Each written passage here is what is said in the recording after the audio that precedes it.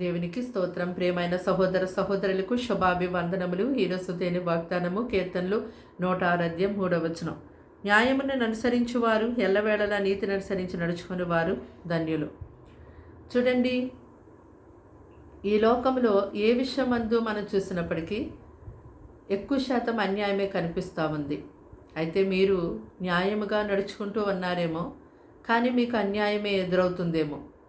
అయితే మీరు అలాంటి సమయంలో నేను ఇంకెందుకు న్యాయంగా నడుచుకోవాలి, నేనెంత న్యాయంగా ఉన్నప్పటికీ నాకు అన్యాయమే ఎదురవుతుంది కాబట్టి దీనివల్ల నా న్యాయంగా నడుచుకున్నట్టు వలన ఏమి ప్రయోజనం అని చెప్పి విసిగి వేసారిపోతూ ఉన్నారేమో, చింతిస్తూ ఉన్నారేమో.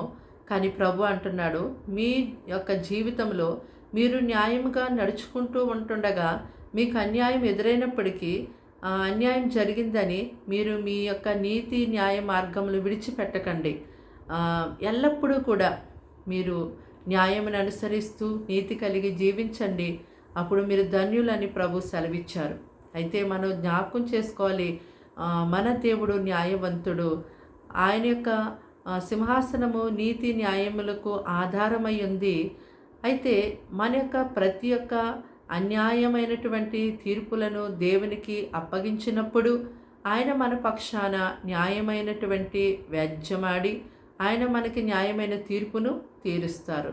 అయితే ప్రభు అంటున్నారు, అన్యాయం చేయవాణ్ణి ఇంకనూ కూడా అన్యాయమే చేయనిమ్ము, ఇదిగో నేను త్వరగా వస్తున్నాను, వాని క్రియలు బట్టి నేను ప్రతిఫలము ఇస్తాను అని చెప్పి ప్రభు తెలియచేశారు. కనుక మీరు ఎటువంటి ప్రతికూల పరిస్థితులు మీకు ఎదురవుతున్నప్పటికీ అన్యాయమైనటువంటి మార్గంలోనికి వెళ్ళకండి.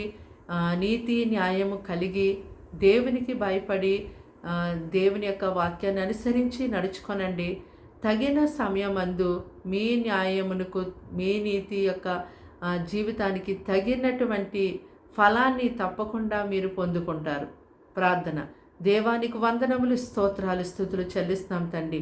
ఈ సమయం అంది మాటలు వింటున్న నీ బిడ్డలు మీ రక్తముతో కడిగి పరిశుద్ధపరచండి. వారి ఇంటి వారికి రక్షణ కలిగచేతండి. వారి గృహంలో శాంతి, సమాధానం, నెమ్మది దయచేయండి. వారి అక్కరలన్నీ తీర్చండి. అనారోగ్యంతో ఉన్నారే ముట్టి స్వస్థపరచండి. మానసికంగా శారీరకంగా వారిని బలపరిచి ధైర్యపరచండి. అయ్యా నాయన, ఎంతో న్యాయముగా జీవిస్తున్నప్పటికీ నాయన అన్యాయమే ఎదురవుతుందేమో తండ్రి. వారు ఎంతగానో చింతిస్తున్నారేమో ప్రభా.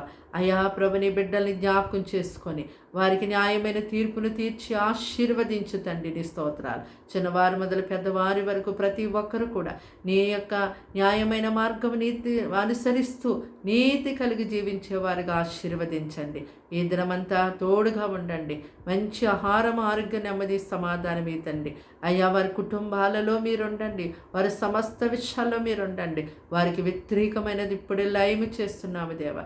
నీ బిడ్డల్ని కాచి కాపాడి దినమంతా సహాయం చేసి నడిపించమని. అయ్యా ఉద్యోగాలలో అయ్యా తన ఇంటర్వ్యూస్కి వెళ్తూ ఉన్నారేమో, అలాగే ప్రభు ఎగ్జామ్స్ రాస్తూ ఉన్నారేమో, అయ్యా సంతానం కొరకు ఎదురు చూస్తున్నారేమో, అనారోగ్యంతో ఉండి స్వస్థత కొరకు ఎదురు చూస్తున్నారేమో, నీ వైపు నీ బిడ్డలకు నీ బలమైన హస్తము చాపి ఆదుకోమని యేసు నామములో అడిగి వేడుకుంటున్నాం తండ్రి. ఆమేన్.